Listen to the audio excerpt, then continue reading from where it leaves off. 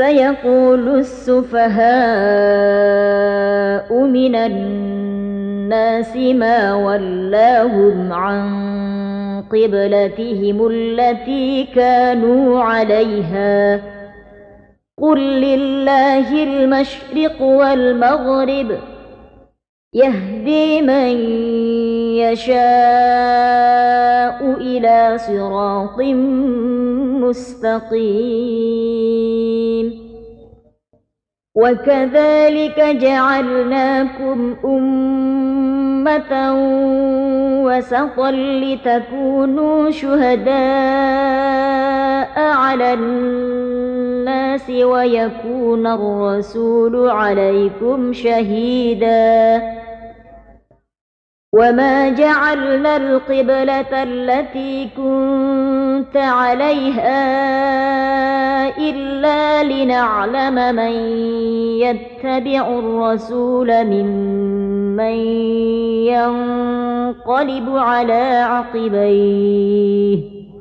وإن كانت لكبيرة إلا على الذين هدى الله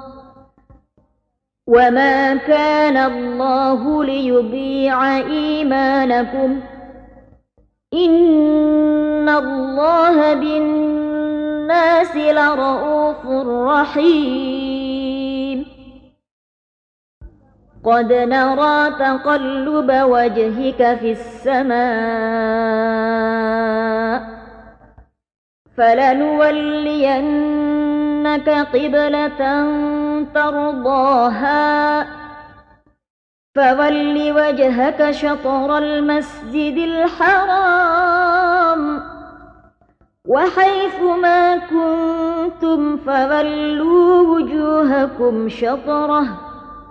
وإن الذين أوتوا الكتاب ليعلمون أنه الحق من ربهم وما الله بغافل عما يعملون ولئن أتيت الذين أوتوا الكتاب بكل آية ما تبعوا قبلتك وما أنت بتابع قبلتهم وما بعضهم بتابع قبلة بعض ولئن اتبعت أهواءهم من بعد ما جاءك من العلم إنك إذا لمن الظالمين الذين آتيناهم الكتاب يعرفونه كما يعرفون أبناءهم وإن فريقا منهم ليكتمون الحق وهم يعلمون الحق من ربك فلا تكونن من الممترين ولكل وجهة هو موليها فاستبقوا الخيرات أينما تكونوا يأت بكم الله جميعا إن الله على كل شيء قدير ومن حيث خرجت فول وجهك شطر المسجد الحرام وإنه للحق من ربك وما الله بغافل عما تعملون ومن حيث خرجت فول وجهك شطر المسجد الحرام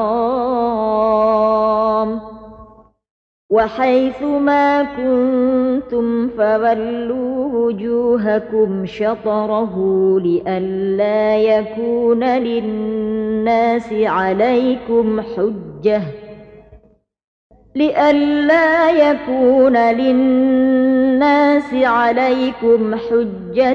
إلا الذين ظلموا منهم فلا تخشوهم واخشوني ولأتم نعمتي عليكم ولعلكم تهتدون كما أرسلنا فيكم رسولا منكم يتلو عليكم آياتنا ويزكيكم ويعلمكم الكتاب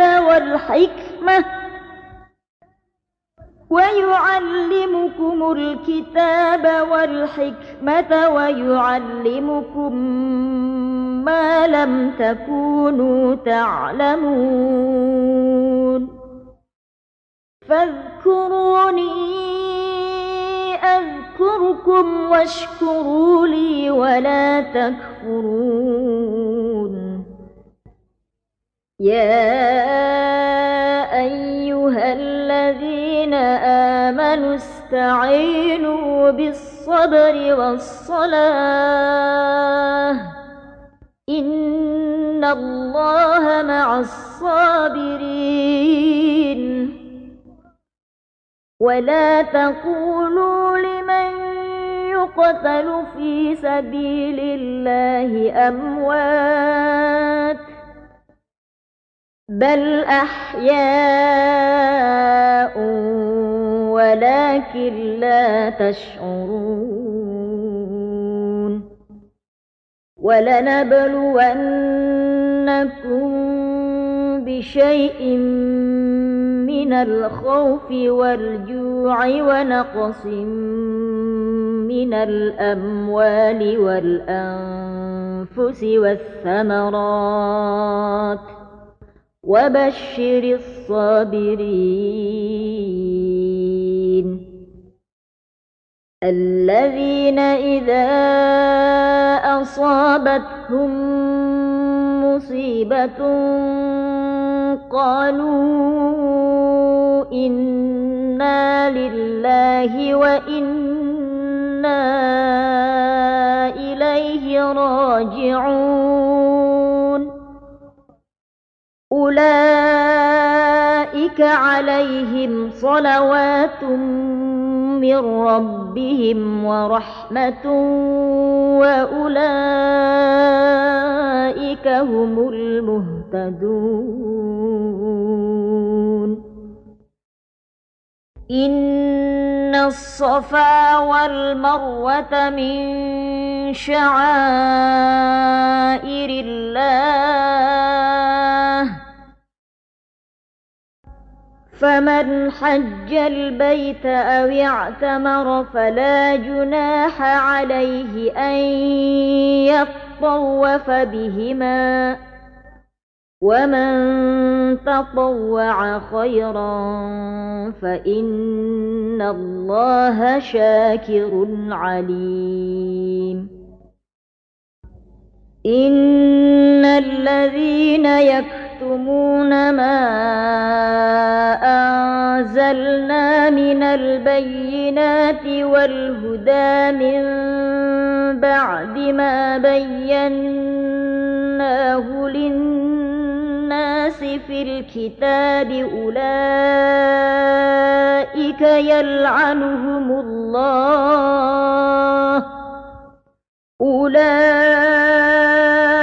يلعنهم الله ويلعنهم اللاعنون إلا الذين تابوا وأصلحوا وبينوا فأولئك أتوب عليهم وأنا التواب الرحيم إن الذين كفروا وماتوا وهم كفار أولئك عليهم لعنة الله والملائكة والناس أجمعين خالدين فيها لا يخفف عنهم العذاب ولا هم ينظرون وإلهكم إله واحد لا إله إلا هو الرحمن الرحيم إن في خلق السماوات والأرض واختلاف الليل والنهار والفلك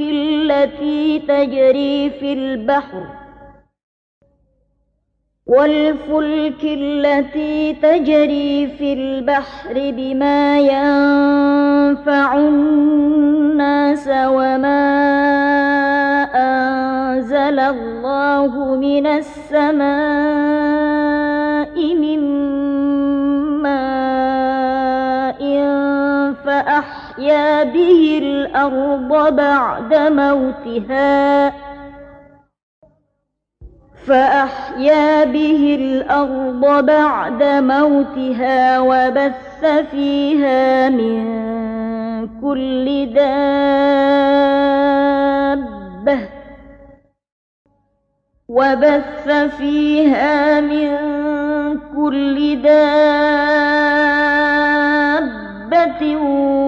وتصريف الرياح والسحاب المسخر بين السماء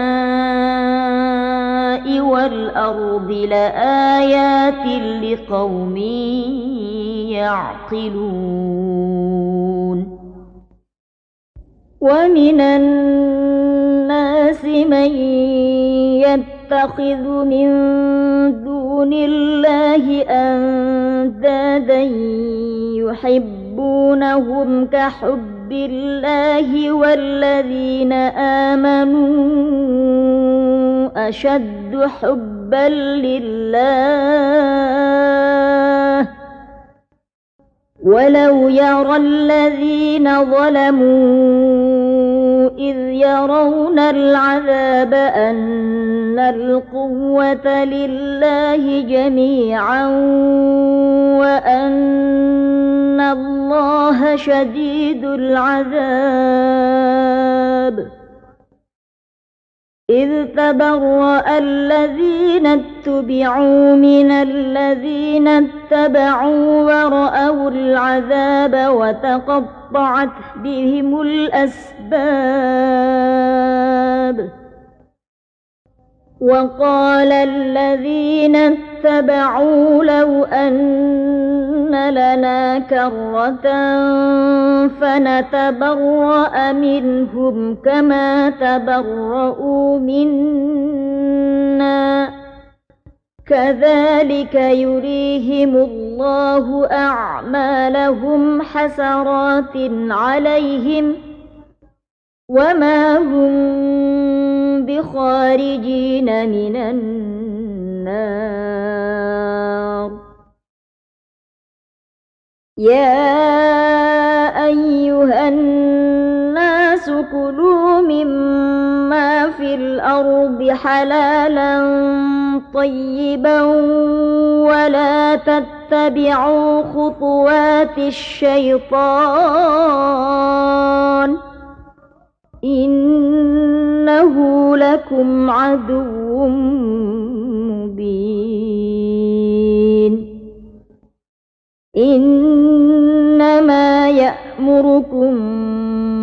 بالسوء والفحشاء وأن تقولوا على الله ما لا تعلمون وإذا قيل لهم اتبعوا ما أنزل الله قالوا بل نتبع ما ألفينا عليه آباءنا أولو كان آباؤهم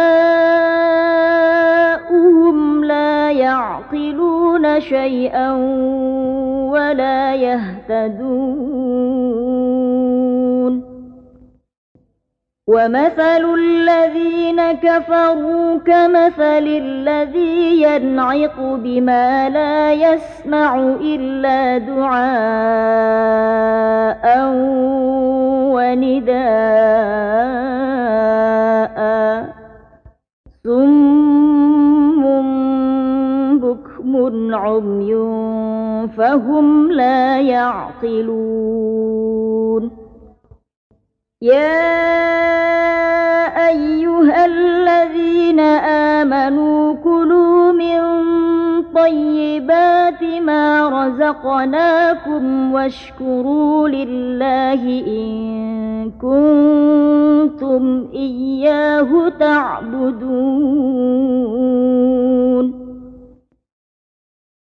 إنما حرم عليكم الميتة والدم ولحم الخنزير وما أهل به لغير الله فمن اضطر غير باغ ولا عاد فلا إثم عليه إن الله غفور رحيم إن الذين يكتمون ما أنزل الله من الكتاب ويشترون به ثمنا قليلا أولئك ما يأكلون في بطونهم إلا النار أولئك ما يأكلون في بطونهم إلا النار ولا يكلمهم الله يوم القيامة ولا يزكيهم ولهم عذاب أليم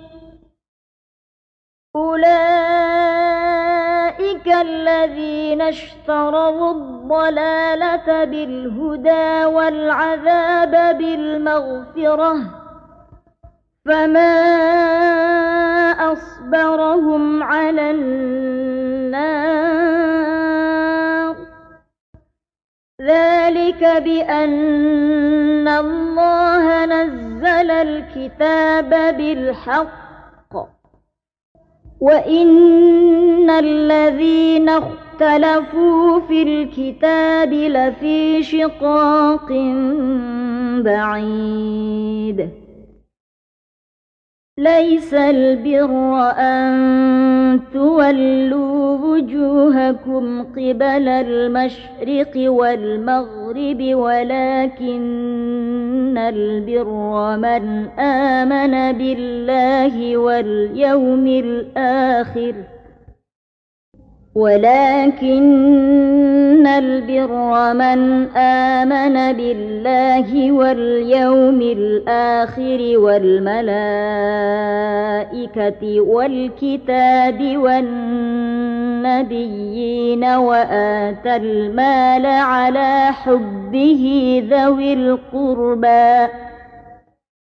وآتى المال على حبه ذوي القربى واليتامى والمساكين وابن السبيل والسائلين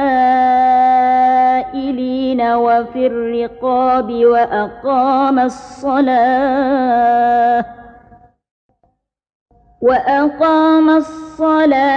وآتى الزكاة والموفون بعهدهم إذا عاهدوا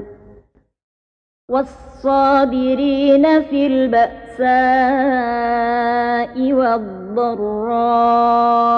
وحين البأس أولئك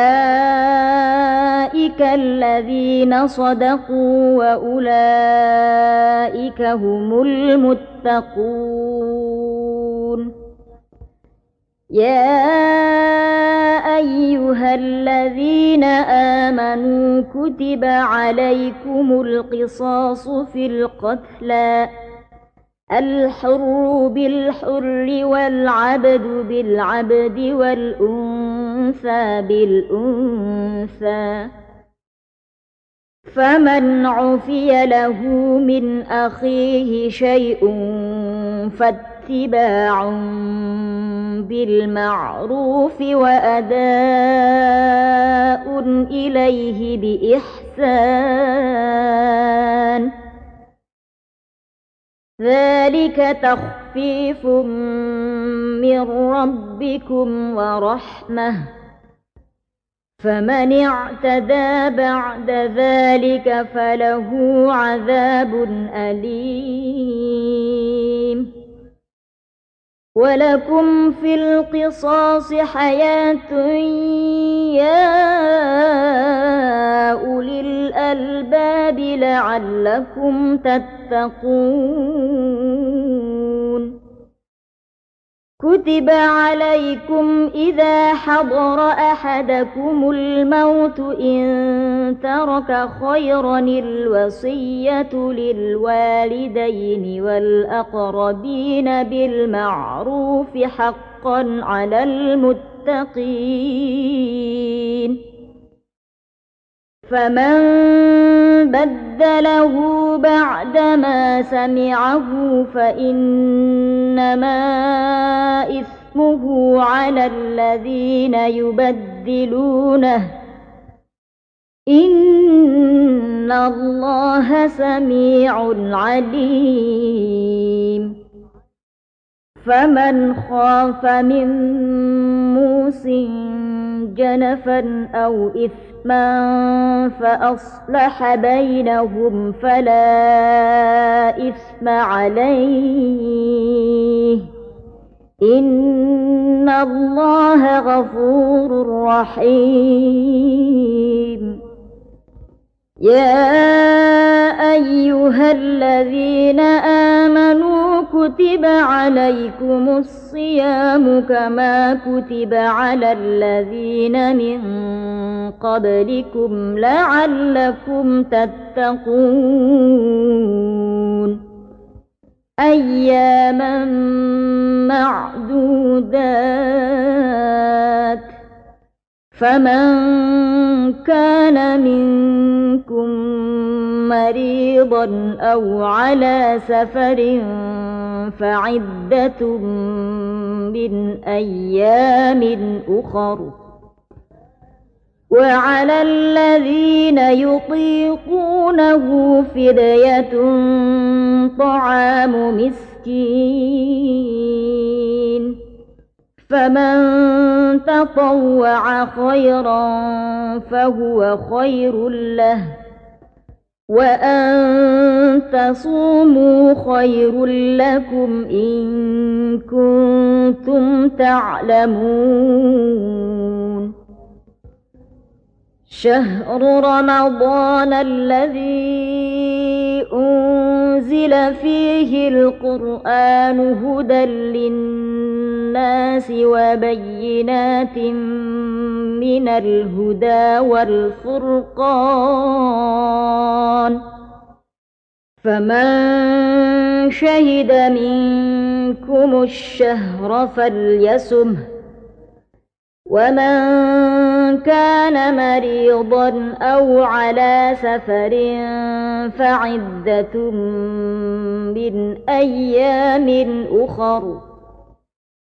يريد الله بكم اليسر ولا يريد بكم العسر ولتكملوا العدة ولتكبروا الله على ما هداكم ولعلكم تشكرون.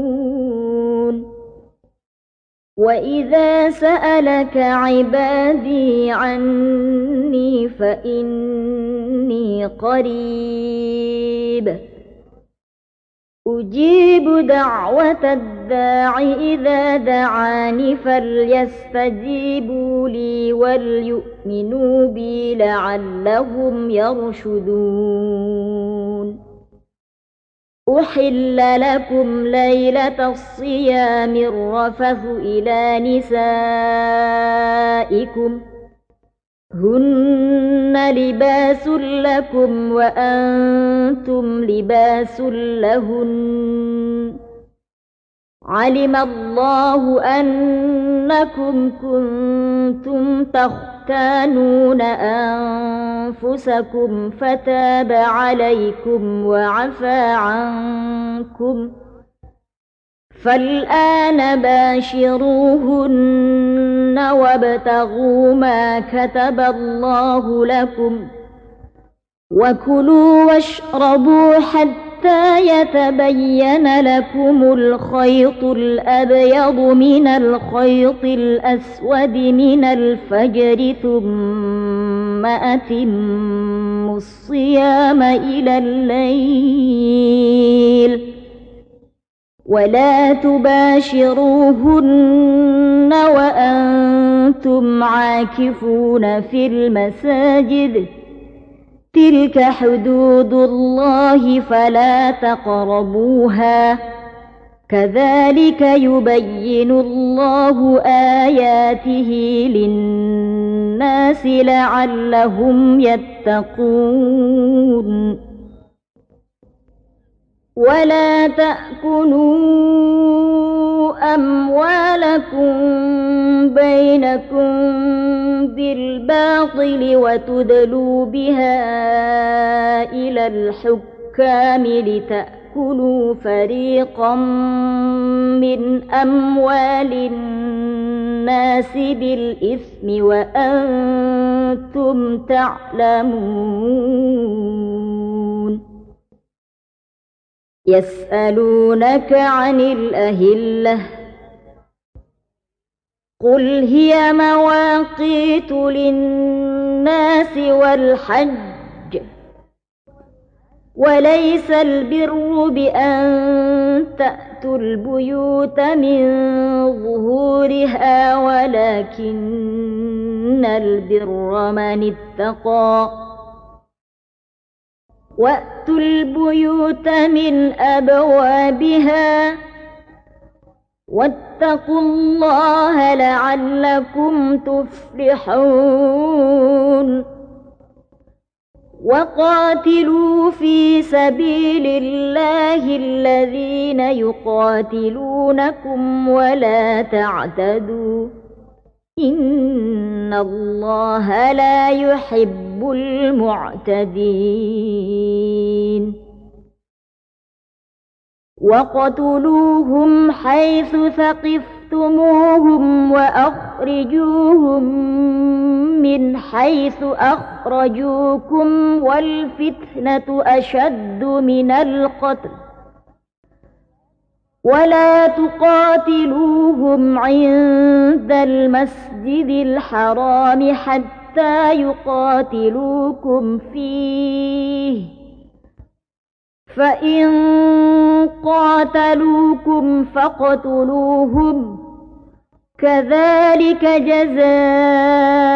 الكافرين فإن انتهوا فإن الله غفور رحيم وقاتلوهم حتى لا تكون فتنة ويكون الدين لله فإن انتهوا فلا عدوان إلا على الظالمين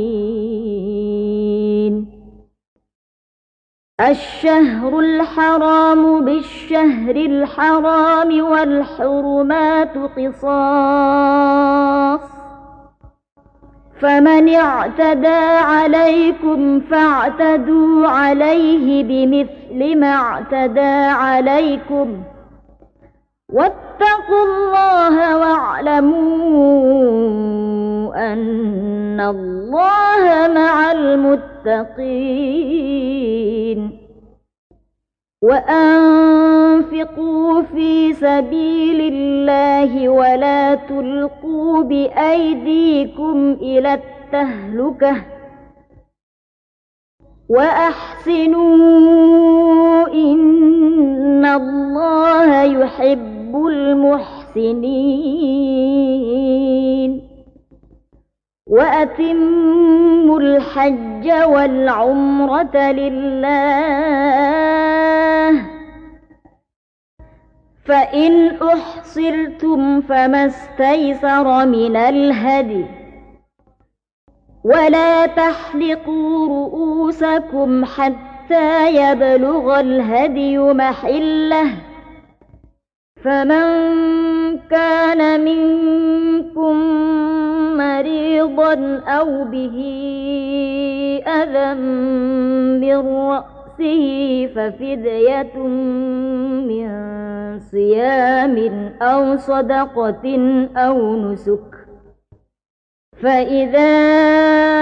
أمنتم فمن تمتع بالعمرة إلى الحج فما استيسر من الهدي فمن لم يجد فصيام 3 أيام في الحج و7 إذا رجعتم تلك 10 كاملة ذلك لمن لم يكن أهله حاضر المسجد الحرام واتقوا الله واعلموا أن الله شديد العقاب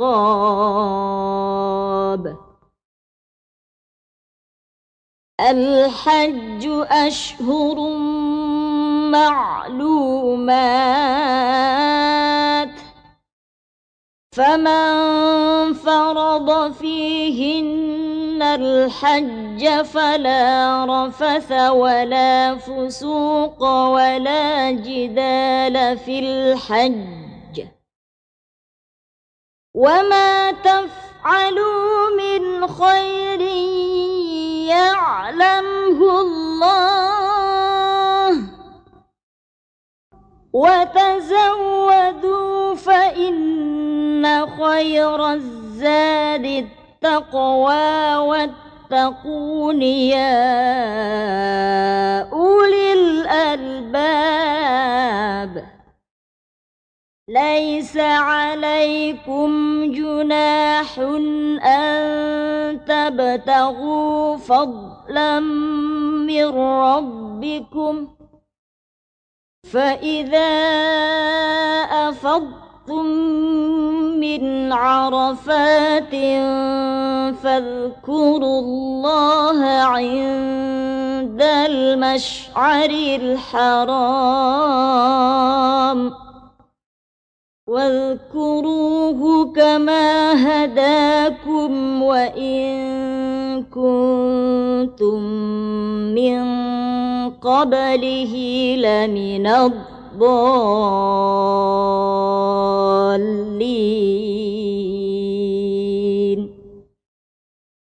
ثم أفيضوا من حيث أفاض الناس واستغفروا الله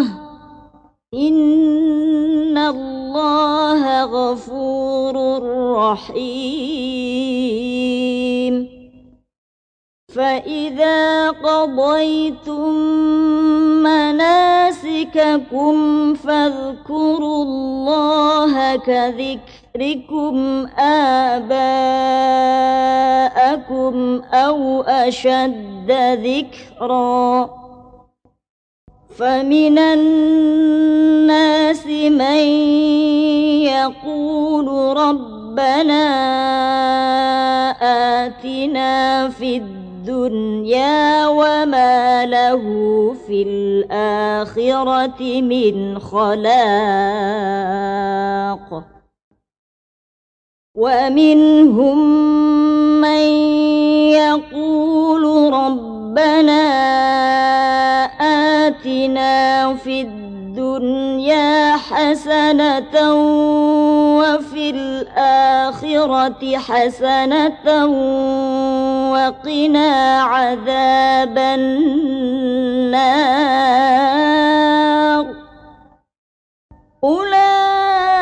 أولئك لهم نصيب مما كسبوا والله سريع الحساب واذكروا الله في أيام معدودات فمن تعجل في يومين فلا إثم عليه ومن تأخر فلا إثم عليه لمن اتقى واتقوا الله واعلموا أنكم إليه تحشرون ومن الناس من يعجبك قوله في الحياة الدنيا ويشهد الله على ما في قلبه وهو ألد الخصام وإذا تولى سعى في الأرض ليفسد فيها ويهلك الحرث والنسل والله لا يحب الفساد وإذا قيل له اتق الله أخذته العزة بالإثم فحسبه جهنم ولبئس المهاد ومن الناس من يشري نفسه ابتغاء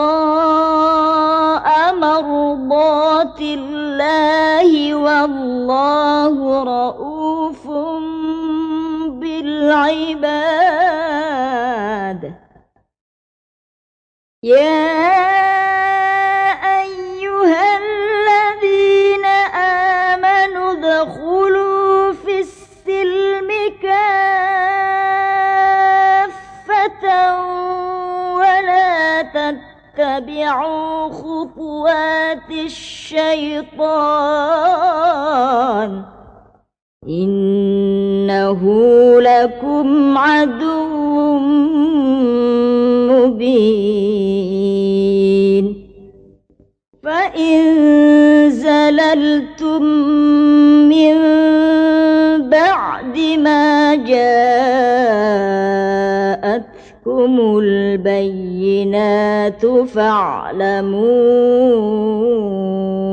أن الله عزيز حكيم هل ينظرون إلا أن يأتيهم الله في ظلل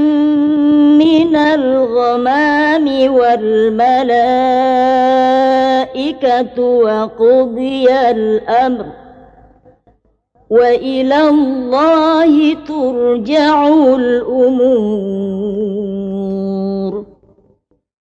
سل بني إسرائيل كم آتيناهم من آية بينة ومن يبدل نعمة الله من بعد ما جاءته فإن الله شديد العقاب زين للذين كفروا الحياة الدنيا ويسخرون من الذين آمنوا والذين اتقوا فوقهم يوم القيامة والله يرزق من يشاء بغير حساب كان الناس أمة واحدة فبعث الله النبيين مبشرين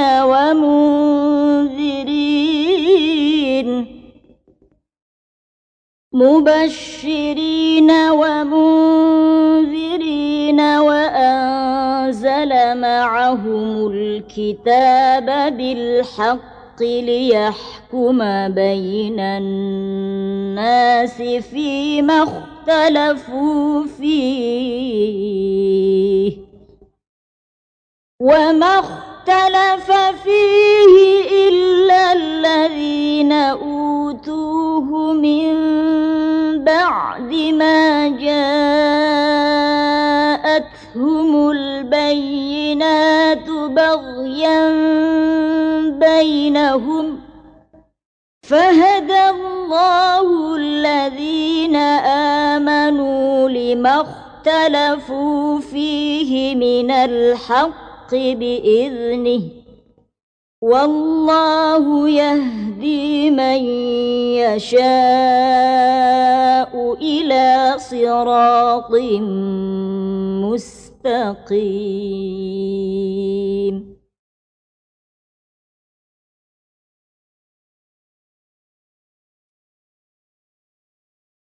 أم حسبتم أن تدخلوا الجنة ولما يأتكم مثل الذين خلوا من قبلكم مستهم البأساء والضراء وزلزلوا حتى يقول الرسول والذين آمنوا معه متى نصر الله ألا إن نصر الله قريب يسألونك ماذا ينفقون قل ما أنفقتم من خير فللوالدين والأقربين واليتامى والمساكين وابن السبيل وما تفعلوا من خير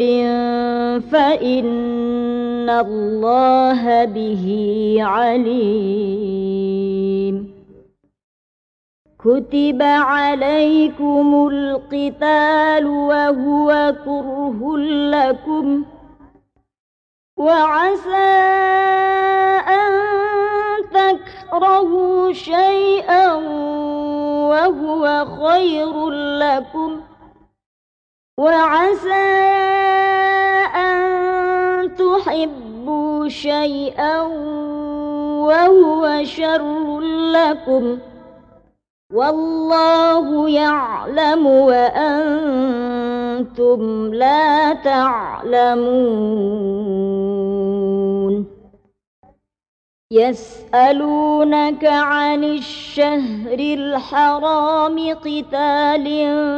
فيه قل قتال فيه كبير وصد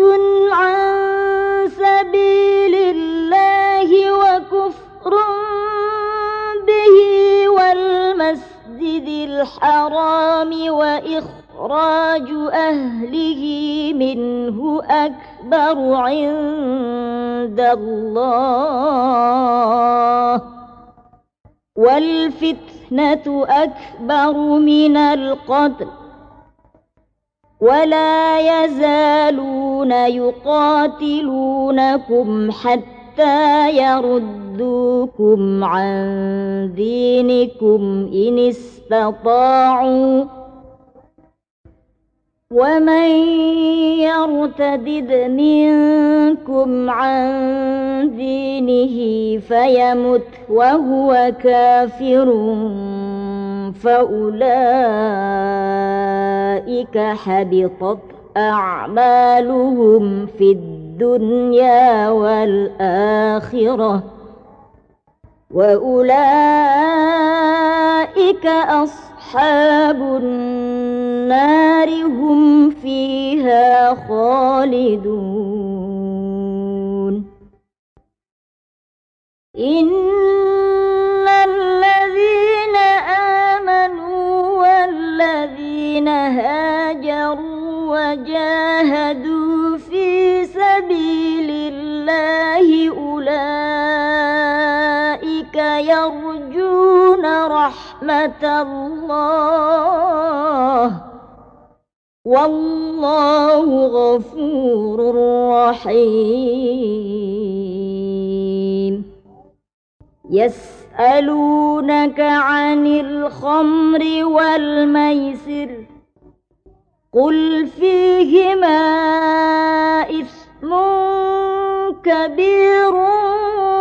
ومنافع للناس وإثمهما أكبر من نفعهما ويسألونك ماذا ينفقون قل العفو كذلك يبين الله لكم الآيات لعلكم تتفكرون في الدنيا والآخرة ويسألونك عن اليتامى قل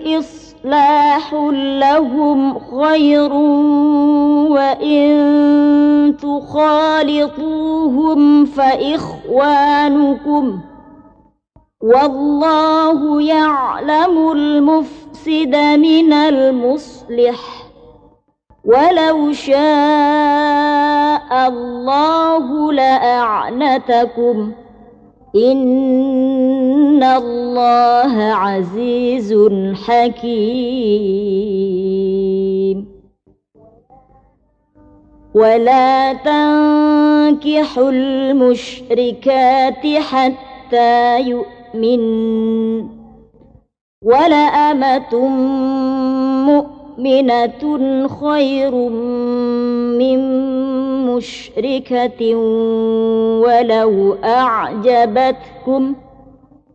ولا تنكحوا المشركين حتى يؤمنوا ولعبد مؤمن خير من مشرك ولو أعجبكم أولئك يدعون إلى النار والله يدعو إلى الجنة والمغفرة بإذنه ويبين آياته للناس لعلهم يتذكرون ويسألونك عن المحيض قل هو أذى فاعتزلوا النساء في المحيض ولا تقربوهن حتى يطهرن فإذا تطهرن فأتوهن من حيث أمركم الله إن الله يحب التوابين ويحب المتطهرين نساؤكم حرث لكم فأتوا حرثكم أنى شئتم وقدموا لأنفسكم واتقوا الله واعلموا أنكم ملاقوه وبشر المؤمنين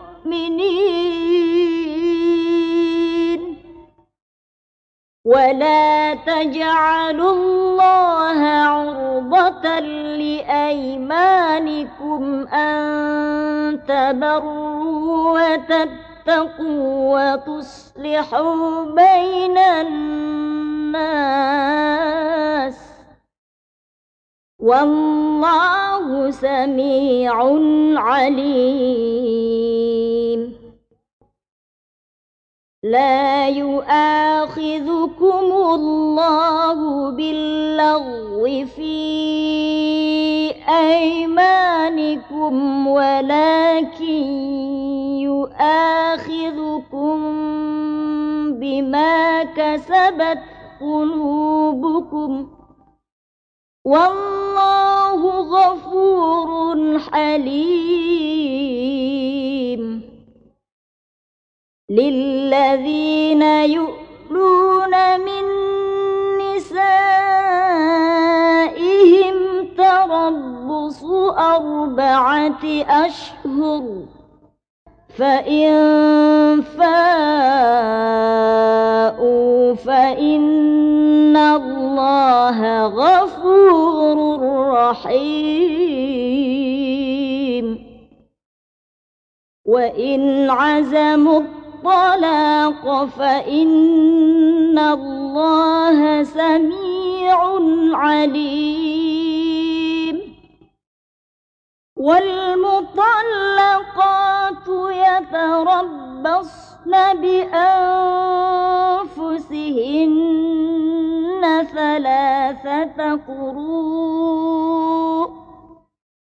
ولا يحل لهن أن يكتمن ما خلق الله في أرحامهن إن كن يؤمن بالله واليوم الآخر وبعولتهن أحق بردهن في ذلك إن أرادوا إصلاحا ولهن مثل الذي عليهن بالمعروف وللرجال عليهن درجة والله عزيز حكيم الطلاق مرتان فإمساك بمعروف أو تسريح بإحسان ولا يحل لكم أن تأخذوا مما آتيتموهن شيئا إلا أن يخافا يقيما حدود الله.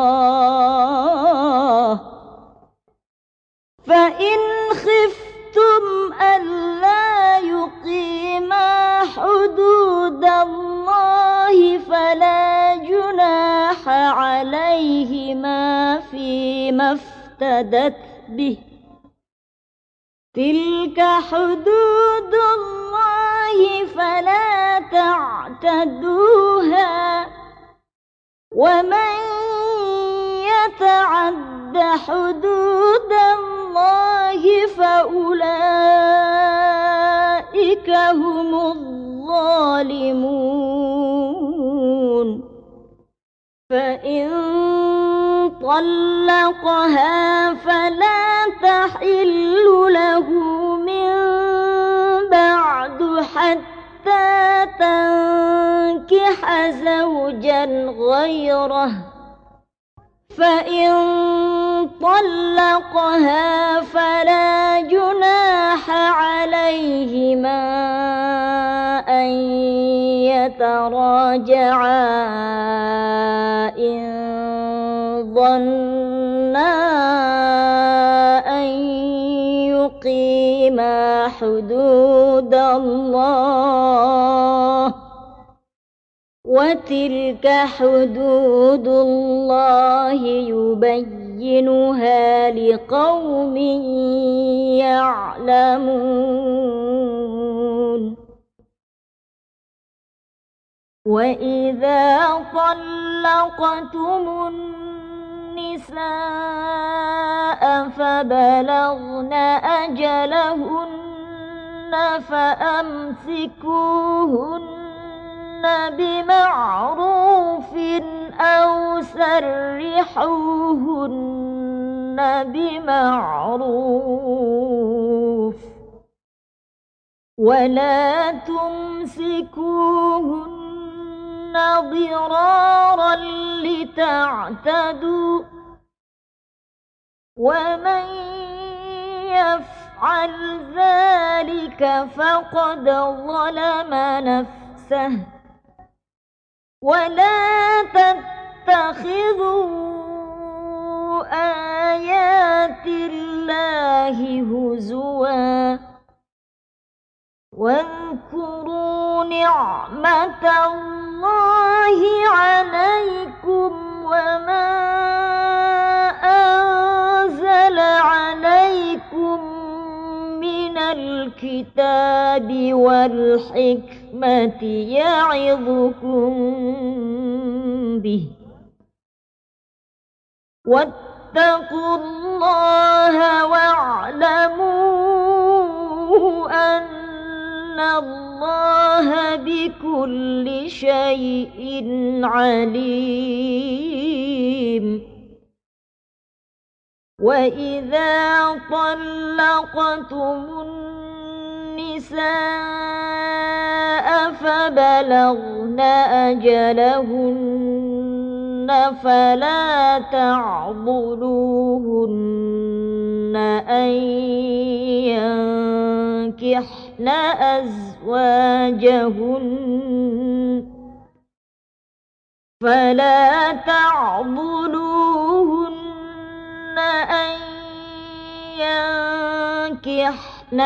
أزواجهن إذا تراضوا بينهم بالمعروف،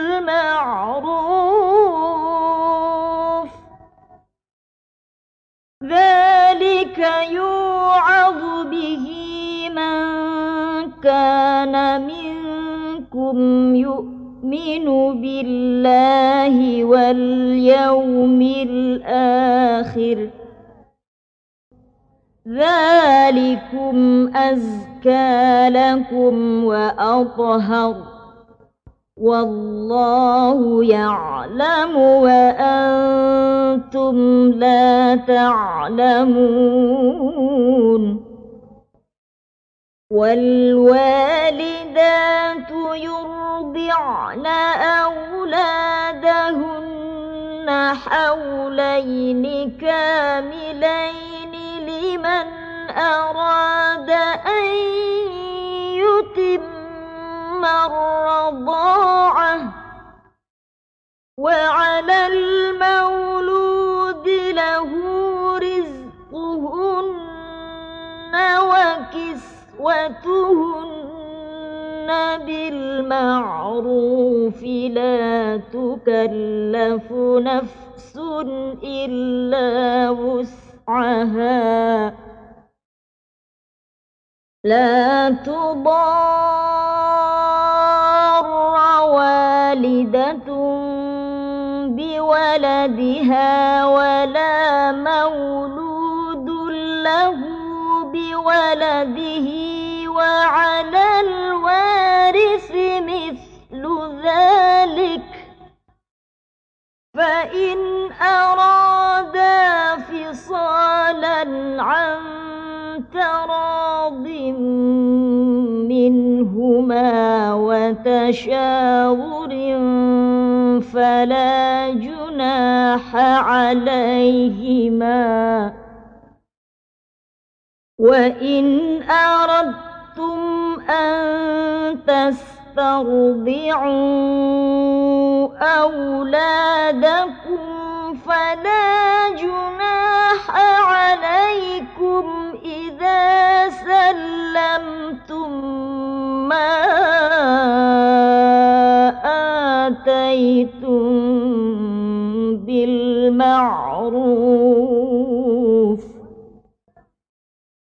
واتقوا الله واعلموا أن الله بما تعملون بصير والذين يتوفون منكم ويذرون أزواجا يتربصن بأنفسهن 4 أشهر وعشرا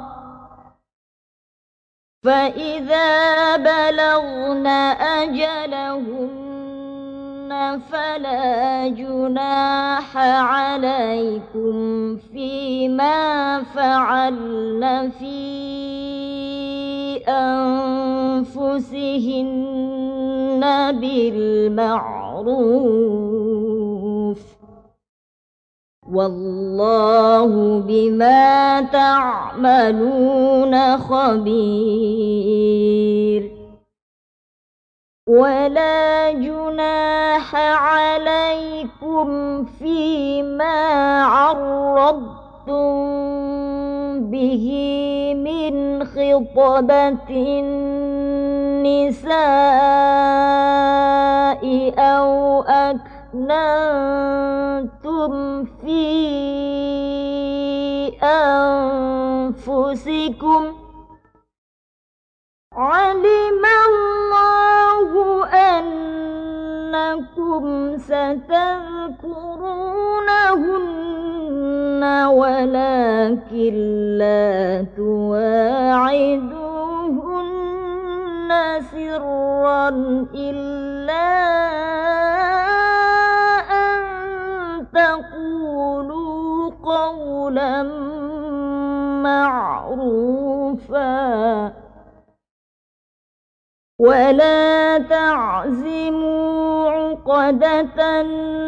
النكاح حتى يبلغ الكتاب أجله واعلموا أن الله يعلم ما في أنفسكم فاحذروه واعلموا أن الله غفور حليم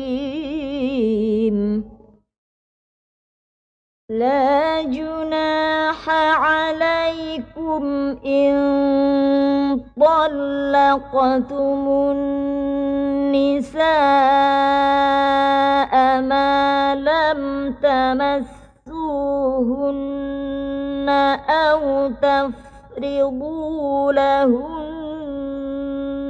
فريضة ومتعوهن على الموسع قدره وعلى المقتر قدره متاعا بالمعروف حقا على المحسنين. وإن طلقتموهن من قبل أن تمسوهن وقد فرضتم لهن فريضة فنصف ما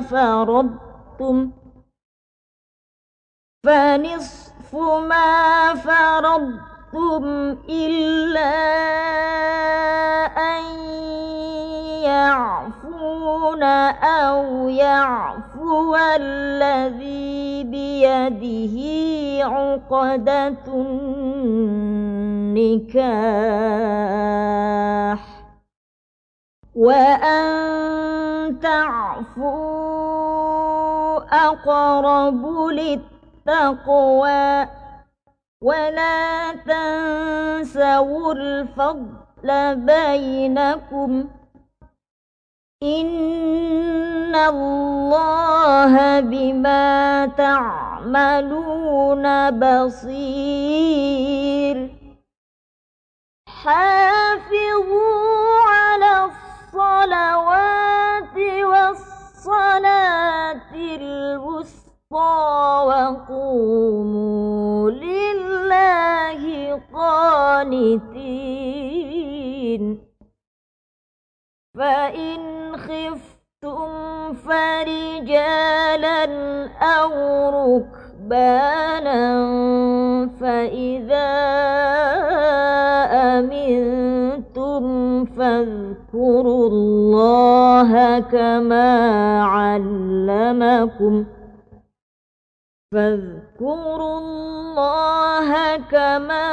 علمكم ما لم تكونوا تعلمون. والذين يتوفون منكم ويذرون أزواجا وصية لأزواجهم متاعا إلى الحول غير إخراج فإن خرجن فلا جناح عليكم فيما فعلن في أنفسهن من معروف والله عزيز حكيم. وللمطلقات متاع بالمعروف حقا على المتقين. كذلك يبين الله لكم آياته لعلكم تعقلون. ألم تر إلى الذين خرجوا من ديارهم وهم ألوف حذر الموت فقال لهم الله موتوا ثم أحياهم إن الله لذو فضل على الناس ولكن أكثر أكثر الناس لا يشكرون وقاتلوا في سبيل الله واعلموا أن الله سميع عليم من ذا الذي يقرض الله قرضا حسنا فيضاعفه له أضعافا كثيرة والله يقبض ويبسط وإليه ترجعون ألم تر إلى الملأ من بني إسرائيل من بعد موسى إذ قالوا لنبي له مبعث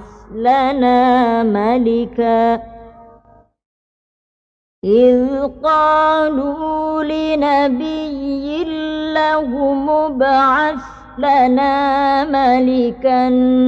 نقاتل في سبيل الله قال هل عسيتم إن كتب عليكم القتال ألا تقاتلوا قالوا وما لنا ألا نقاتل في سبيل الله وقد أخرجنا من ديارنا وأبنائنا فلما كتب عليهم القتال تولوا إلا قليلا منهم والله عليم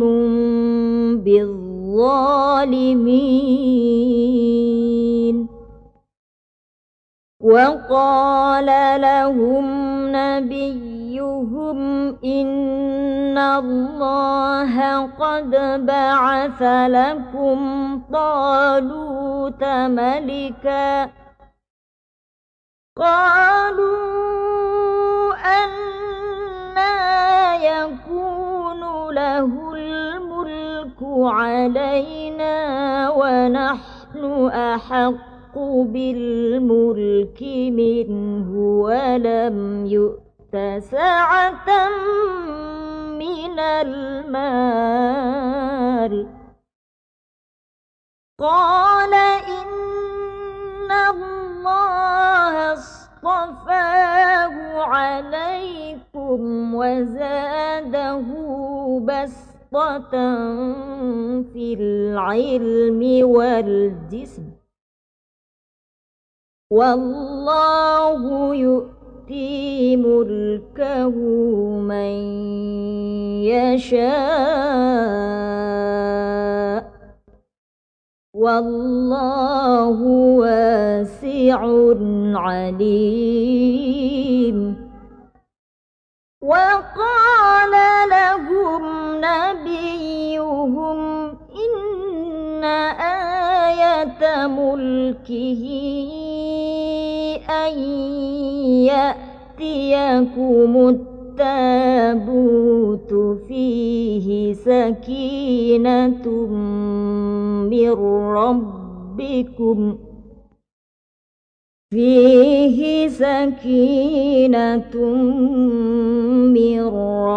ربكم وبقية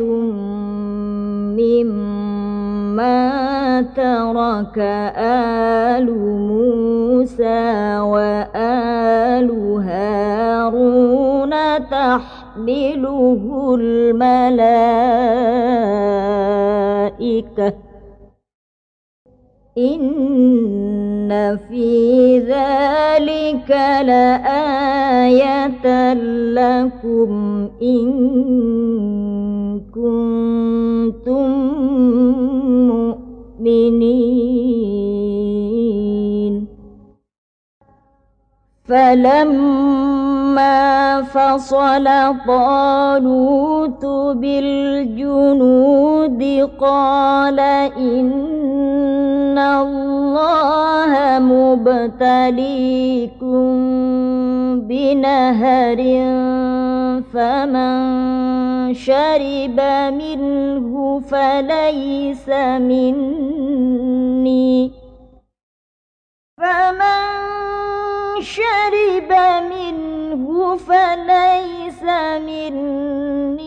ومن لم يطعمه فإنه مني إلا من اغترف غرفة بيده فشربوا منه إلا قليلا منهم. فلما جاوزه هو والذين آمنوا معه قالوا لا طاقة لنا اليوم بجالوت وجنوده. قال الذين يظنون أنهم ملاقو الله كم من فئة قليلة غلبت فئة كثيرة كم من فئة قليلة غلبت فئة كثيرة بإذن الله والله مع الصابرين. ولما برزوا لجالوت وجنوده قالوا ربنا أفرغ علينا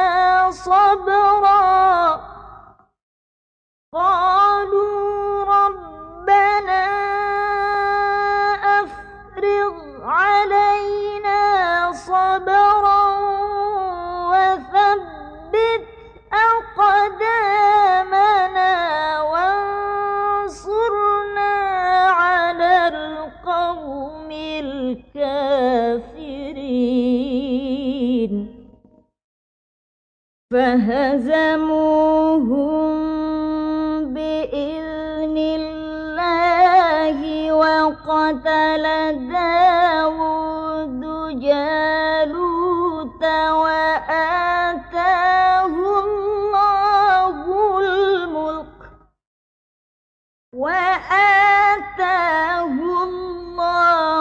الملك والحكمة وعلمه مما يشاء. ولولا دفع الله الناس بعضهم ببعض لفسدت الأرض ولكن الله ذو فضل على العالمين.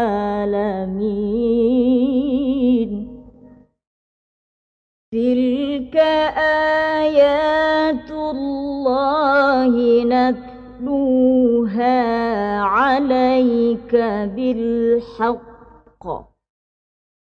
وإنك إنك لمن المرسلين